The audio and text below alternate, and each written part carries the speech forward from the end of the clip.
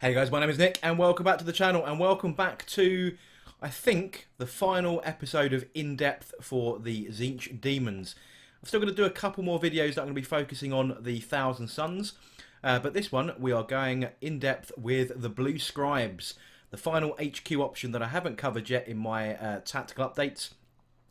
And this will be featuring all of the updates from Chapter Approved 2019, which there aren't any. Certainly not for this model. I will be doing a future video though on how Chapter Approved 2019 has affected my Demons and my Thousand Suns combination. So I often run either one or the other or both together. That was the whole point of doing them on the same basis. So they look nice and coherent. So look for that in a future video. But for now we're going to go and take a look at the little fellas on the disc. Let's get straight into the video.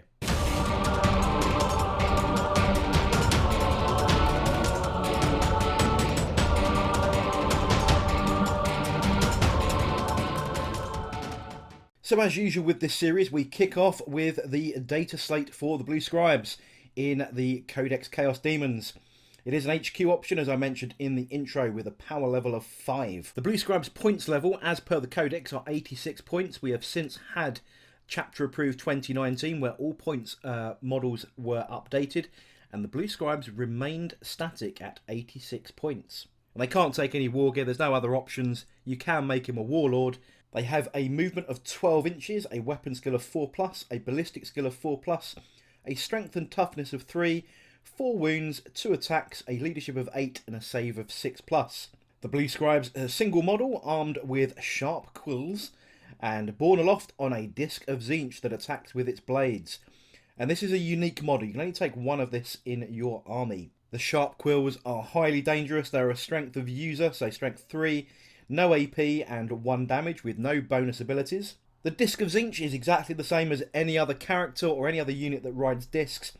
So they attack with their blades after the unit has fought with a strength of 4, an AP of 0 and a damage of 1. And you get a single attack with that profile. The Blue Scribe's abilities then are Demonic Ephemeral Form and Demonic Ritual. And there are 2 quite almost unpronounceable characters that ride this disc. And I'm going to make a very bad attempt at pronouncing them. So the first one is Ptarix, and he has a Sorcerer's Siphon, which means that enemy psychers within 12 inches of the Blue Scribes are -1 on their psychic test. If that enemy psyker within 12 inches then fails his psychic test, that psychic power is siphoned and they cannot attempt to manifest it again this battle. His colleague then is Zaraba, which, if you look at the way this is written down, is the reverse spelling of Ptarix. Now he has a Sorcerer's Barrage, and although he's not a Psyker, the Blue Scribes automatically manifest 1 randomly selected power from the Tzeentch discipline in your Psychic phase. In addition, if the Blue Scribes siphoned any enemy Psychic powers in the last enemy Psychic phase, they will also automatically manifest the Smite Psychic power.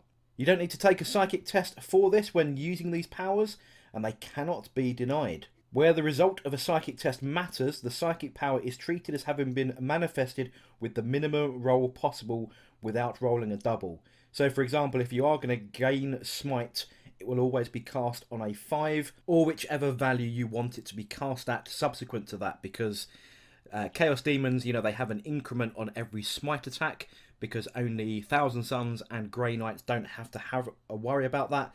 So in effect, if you are going to be casting Smite with this guy, you want to be doing it last, because then you automatically cast it without worrying about perils and without worrying about any kind of doubles or without being denied. So it is a useful one to use in a couple of scenarios. The faction keywords are Chaos, Tzeentch and Demon, with keywords of Cavalry, Character, Horror, Fly and the Blue Scribes. So the first thing we do then is discuss their natural statistics and their natural abilities. The Blue Scribes' movement is pretty good because they are on a disc. At 12-inch move does mean they can get around the battlefield pretty effectively, especially if you advance as well. Strength and toughness are pretty weak. 4 wounds is okay for a low-level character. You're not going to be wanting to get these guys in combat, let's be honest. Even if you try and buff these with a nearby Herald, which can give you an innate strength increase, you know, their combat abilities with 2 attacks, at strength of 3 or maybe buff to 4 if you really wanted to, are pretty lame. So you're not going to be wanting to get these into combat. The combination of demonic and ephemeral 4 means that 6+ armor save is going to be improved to a 4+ invulnerable save at all times, the same as any other, pretty much any other than horror's invulnerable save value. So other than that, nothing overly remarkable about the stat line. So what we really want to look at are the 2 abilities. So Ptarix's Sorceress Siphon, which puts enemy psychic test at -1. Now this is only a 12-inch range, so it's not exactly a super negative modifier. Most psychic powers typically have a larger range than 12 inches. So you are going to be exposing this particular character, even if you bubble wrap him with some cheaper units, which is what you're going to want to do if you want to try and get this power or this negative ability, this debuff off in any way, shape or form. And, you know, a lot of armies either don't run a huge amount of psychers unless you're facing against Thousand Suns, which is, you know, it can happen because that's what your friends have got, or you're running against a Grey Knight army or an Aldari army. At that point, it could be pretty useful, but again, the range on their psychic offense is going to make it very difficult for you to be in any way, shape or form able to make those minuses count. Plus, they already have so many buffs in their own army that they're probably not going to be overly worried about it. But if you are going to run this guy in your army, it's definitely something that you want to be considering, trying to get him in there to maximise the ability on that debuff. And remember, if that psychic test is failed, you are going to basically remove it from the rest of the game. So you could potentially remove enemy characters or enemy players using Smite against you, or any other psychic ability, really. So yeah, it's a good one, but it's going to be difficult to actually get off in reality. So let's talk about Xerox Sorceress Barrage then. So this basically means that you get a free random power that costs you nothing to cast. But if you have managed to leech a power in the previous psychic phase from the Sorceress Siphon, then you gain Smite. And again, cannot be denied and will automatically go off. So this for me is quite a good one. Even though the powers are really quite poor, you are getting a free power that you haven't got to worry about any of your other characters casting. So most of the time with a Tzeentch Demon army, Smite is your typical go-to because there's not a lot else in the book to worry about. So having a dude that can run around and maybe cast one of those other powers. So that covers the 2 abilities for the Blue Scribes. So those really are the main abilities of this unit, right? So you want to try and deny psychic powers and then get a free power off yourself. Now, can we make the Blue Scribes any better at all? In the reality, probably not. So the only thing that I can think of that's really going to give them a bonus from any other aura abilities is a Change Caster. So that's the Locus of Tzeentch, where you get to add 1 to the strength characteristic of a Tzeentch Demon unit within 6. So you will get these guys up to strength 4. But as I said, I don't think these are really going to benefit too much from being in combat. Using the abilities of the Changeling to give a 6+ shrug save is the common phrase of using it. So basically you can try and prevent any lost wound on a 6+ from the ability of the Changeling. So within 9 inches of him, that can add to the survivability of the Blue Scribes. And of course, characters like the Demon Prince, which allows you to re-roll hit rolls of 1 made for friendly Chaos Demons within 6. So that's really only going to work in melee because you have no shooting weapons. So there's a couple of little bits that you can do to make them a little bit better.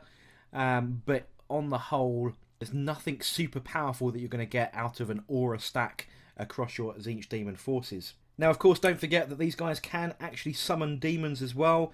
I'm not a huge fan of that, the way that works at the moment. I think it's a little bit too random, relies on you standing still, and you need to be able to take advantage of these guys' movement to try and get them in range to do their debuff on your enemy psychers.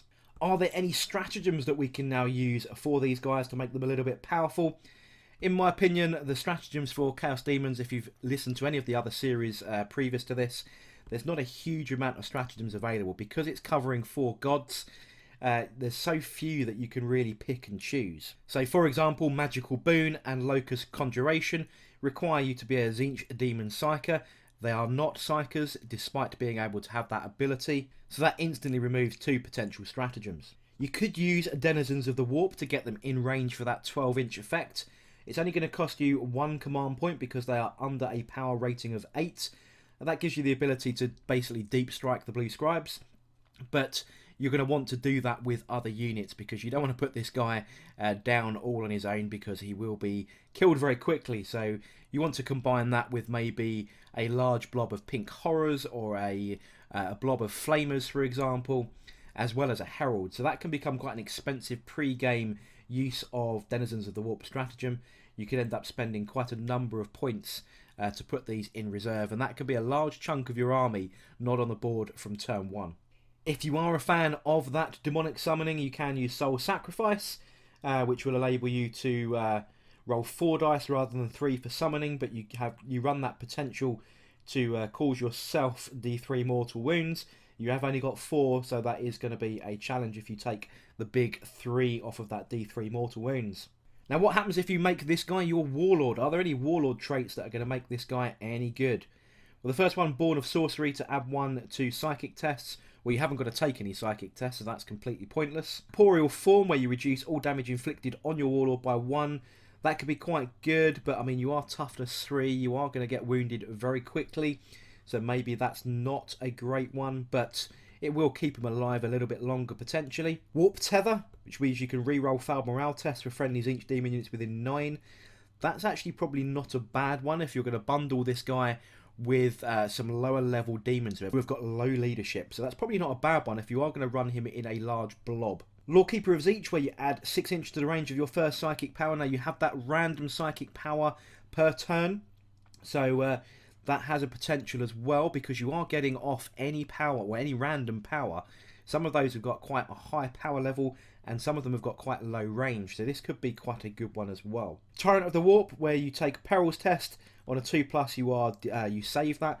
As you're not taking any psychic tests, that becomes completely pointless as well. And Demon Spark, reroll wound rolls of 1 in the shooting phase for friendly Tzeentch Demon units within 9 inches of your Warlord. Now this guy doesn't shoot, so he's not going to benefit from his own aura. But I did suggest that if you are going to be deep striking him perhaps, or running him with a large unit of shooting demons, such as Flamers, Exalted Flamers, or Pink Horrors, this could be quite a useful one. So out of all of those Warlord traits, there are probably 3 that are sensible, and it all depends on your build of your list. Now personally, if I was running the Blue Scribes, I would probably run them with offensive shooting demons, such as the Flamers that I've mentioned earlier, and the Pink Horrors. So I'd actually be inclined to take Demon Spark for that reroll of 1s in the shooting phase. Those units put out a lot of shots. If you're running a big blob of Pink Horrors, they're Assault 3 when they're over 20 models, and those Flamers that are putting out D6 shots each, you're going to be rolling a lot of dice, potentially a lot of wounds, and getting those rerolls of 1 could be really beneficial. So looking at all of those, the 3 key ones there, I'd be inclined to go with Demon Spark. Now let's talk about Hellforged Artifacts. If you are going to run him as a Warlord, probably the only one that's actually worth considering is the Impossible Robe. This gives the model a 4+ invulnerable save. Now with Ephemeral Form, that becomes a 3+ invulnerable save. In addition, once per game, you can re-roll a single failed save for that wearer, but if the result is a 1, the wearer is immediately slain. Now he has only got 4 wounds. You're not going to be losing a huge amount if you were comparing him to running, say, the Impossible Robe on a larger Tzeentch Daemon like the Lord of Change or Kairos. So if you are inclined to run him as a Warlord just for the giggle factor, the Impossible Robe is probably the one to take. So as always in my in-depth series, I also discuss the best ways to try and deal with him. Now 4 wounds and a 4+ invulnerable save, a toughness of 3. Once you've got line of sight to this guy and there's nothing else blocking your access, shooting him off the board is really easy. But equally, once you get him in combat, he is going to fold very, very quickly. So pretty much any enemy unit can deal with this guy once you get to him. The problem is, if you're going to play him sensibly, he will be bubble wrapped in all kinds of other powerful stuff. But snipers are going to be great for taking him out. You know, a Vindicare Assassin would be great. Eliminators are going to be great. Pretty much anything that can target a character in the shooting phase. But if you are facing him and you are running with a Psyker heavy army like Alderi, like Grey Knights, or even Thousand Suns, if that's what your friends bring along to face against your Chaos Demons. Not very fluffy, is it? But you know what? That's what happens in the games. Clearly, you want to make sure that you keep an eye on that measurable range, that 12-inch bubble, where this guy will debuff your psychic powers and potentially leech one of those powers off of you. So that's all you've got to be aware of. If you are running an army that doesn't have Psykers or just has the one, it's easy to keep out of range And if you're a Necron player, for example, you're not even going to be overly worried, because this guy is going to do nothing really to worry about. So overall then, is he worth running in a regular army? I would probably say no. It's another pretty model. It's a very thematic model. Will look great on the tabletop. It's great as part of a collection. It'd be really quite cool in a narrative-based game where you could build a narrative around this character. But reality is, there are far better options. Changecasters and Demon Princes will always be your friends in a Tzeentch Demon list. But as always, I'd love to know your thoughts on the Blue Scribes. Do you use them? Do you go across them very often? Or is it just one of those models that you never ever see? I'd love to hear from you in the comments section below. So there we go then, guys. That is the Blue Scribes in-depth all covered. That is the Tzeentch Daemons wrapped up on this in-depth series. Now, as you can tell from the commentary as we were showing through the photographs of the one that I've done, my little conversion that I've done, very flavourful unit, not so practical if you want to try and be semi-competitive or even try and win a game. He is a fairly cheap HQ, but you know what, a standard Herald, Fluxmasters type guy is going to be cheaper. He is fun. He would fit in narrative and open play quite nicely, but if you're playing a regular match play, probably best that you leave him with the Changeling on the shelf. There are better options if you are going to be running these Tzeentch Demon forces in any kind of, wanting to play against the current meta. These guys aren't going to win you traditionally in the meta, but you know what I mean. This is it's a very flavourful unit, let's put it that way. It's nice to have in the codex. It's just one of those units that realistically you're probably not going to take unless you just want to have a bit of fun with that narrative. But I hope you enjoyed the video, I hope you enjoyed the pictures, and finally got round to painting my converted one. Obviously, I'll leave a link in the description below of the conversion that I did, because the Finecast one for £25 don't do it. All you need is that start collecting box, and I'll show you exactly how I converted him up in that other video. So go and check that out. But if you did enjoy this video, don't forget to like, comment and subscribe, and I shall catch you guys on the next video.